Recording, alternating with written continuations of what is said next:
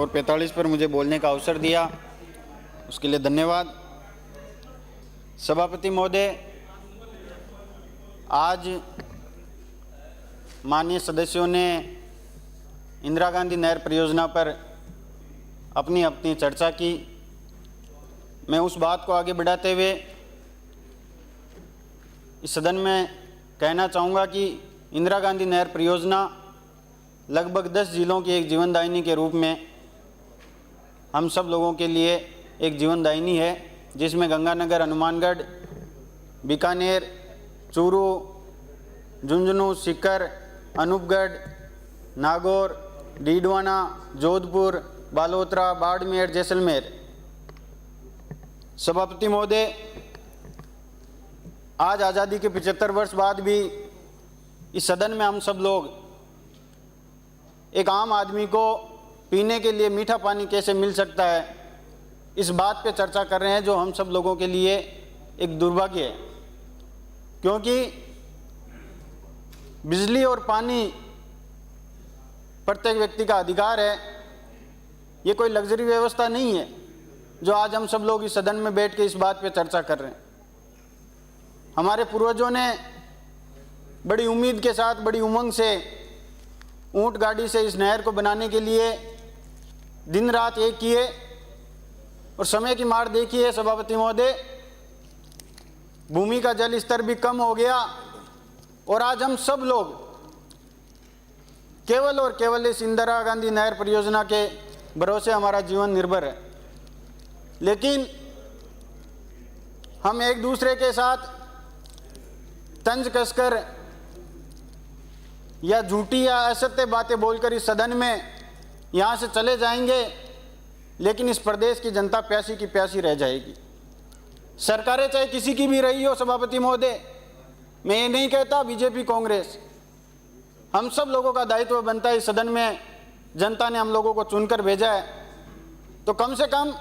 हम हमारी आपस की लड़ाई को मिटाकर इस प्रदेश की जनता को हम मीठा पानी कैसे पहुंचा सकते हैं, इस बात पे एक सार्थक चर्चा होनी चाहिए। क्योंकि पिछली बार जब हम सब लोग इस सदन में पहली बार आए तो विपक्ष में माननीय नेता प्रतिपक्ष हमेशा इस बात की दुहाई दिया करते थे कि केंद्र में हमारी सरकार है, हम बड़ा दिल रखेंगे, आप लोग हमारे साथ चलो। जल शक्ति मंत्री यहाँ के आपके राजस्थान के हैं, हम भी आपकी पैरवी करेंगे, प्रदेश की जनता की पैरवी करेंगे और प्रदेश की जनता को मीठा पानी पिलाया जाएगा। लेकिन आज जब ये सदन सुबह शुरू होता है 11 बजे और कार्यवाही जब तक चलती है तब तक सत्ता पक्ष का कोई भी व्यक्ति खड़ा होता है, वो ये कहता है कि प्रदेश में डबल इंजन की सरकार है। तो मैं माननीय सभापति महोदय आपके माध्यम से कहना चाहूँगा, डबल इंजन की जो सरकार है, इसमें क्या ईंधन की कमी आ गई जो आज प्रदेश की जनता को पानी नहीं पिला सकते आप लोग। आज मेरे नागौर की बात करूं मैं सभापति महोदय, समय समय पर इस इंदिरा गांधी नहर के परियोजना पर लगभग 4099 करोड़ रुपए खर्च हुए, जिसमें प्रथम फेज में 761 करोड़ रुपए हुए और उसके बाद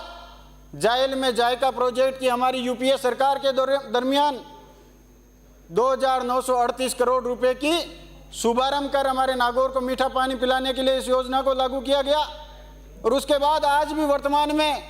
लगभग 400 करोड़ रुपए का काम चालू है। लेकिन माननीय सभापति महोदय, मैं आपसे आपके माध्यम से कहना चाहूँगा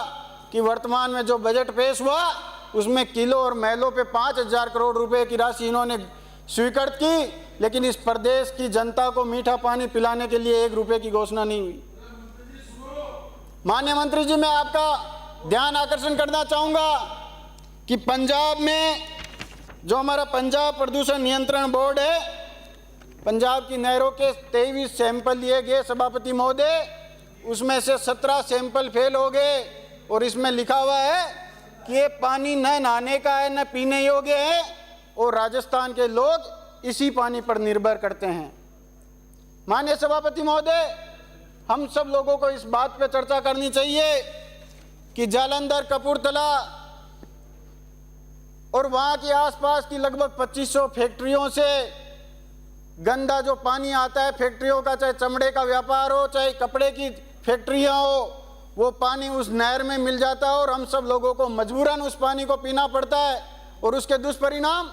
आज हमारे बीकानेर में पंजाब से कैंसर की ट्रेन आती है। अगर बीकानेर जाकर वो आप स्थिति देखोगे तो हम सब लोगों को शर्म आएगी कि हम राजस्थान की इस विधानसभा में बैठकर क्या कर रहे हैं। माननीय सभापति महोदय,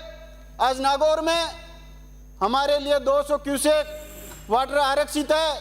लेकिन हम सब लोगों को स्वीकृत कितना किया गया? 123 क्यूसेक। और आज वर्तमान में मिल कितना रहा हम लोगों को? मात्र 100 क्यूसेक। माननीय सभापति महोदय, मैं माननीय मंत्री जी से कहना चाहूंगा, क्योंकि मेरे पड़ोसी भी हैं और खुंडियास वाले बाबा का जब कार्यक्रम होता है, क्योंकि बाबा का मंदिर हम दोनों की सीमा पर है, आधा इनका आधा हमारा, तो मैं आपसे ये कहना चाहूंगा कि आप भागीरथी प्रयास करो। हम बाबा के आपको बुलाकर आपका सम्मान करेंगे। और हमारे डीडवाना वाले माननीय सदस्य भी इस बात के लिए चर्चा कर रहे थे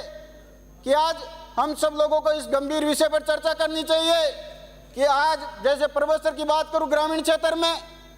22.4 MLD की जरूरत है, लेकिन हमें केवल मात्र 13.4 MLD पानी दिया जा रहा है। शहरी क्षेत्र की बात करूं 2.4 MLD की जरूरत है, लेकिन 1.3 MLD दिया जा रहा है। माननीय सभापति महोदय, मैं आपके माध्यम से मंत्री जी से कहना चाहूंगा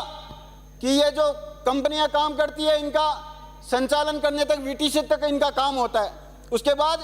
VWSC जो एक समिति पंचायत के अंतर्गत हम लोगों को उसको दिया जाता है, और वो पंचायत वाले इस बात के लिए पल्ला झाड़ लेते हैं कि हमारे पास संसाधन नहीं है। मैं माननीय मंत्री जी से कहना चाहूंगा कि उसकी संचालन प्रक्रिया पूरी PhD विभाग को दी जाए, ताकि एक आम व्यक्ति को पानी मिल सके। इस जल जीवन मिशन योजना की जो स्कीम है, उसका डिजाइन 55 LPCD के मार्फत इसको डिजाइन किया गया, लेकिन आज ग्रामीण परिवेश में जाकर आप लोग देखोगे तो केवल मात्र 35 LPCD तक पानी पहुंच पा रहा है। माननीय सभापति महोदय, मैं आज आप सब लोगों के माध्यम से ये कहना चाहूंगा कि नहरबंदी के नाम पर 45 दिन इस काम को रोक दिया जाता है, और विभाग द्वारा ये कहा जाता है कि हमारे पास 45 दिन का स्टोर करने योग्य डैम बने हुए हैं। लेकिन पूरे प्रदेश की ये भयावह स्थिति है कि जब गर्मियों में पानी की सबसे ज्यादा खपत होती है, उस समय हम लोगों को बोलिए आप डॉक्टर साहब। सभापति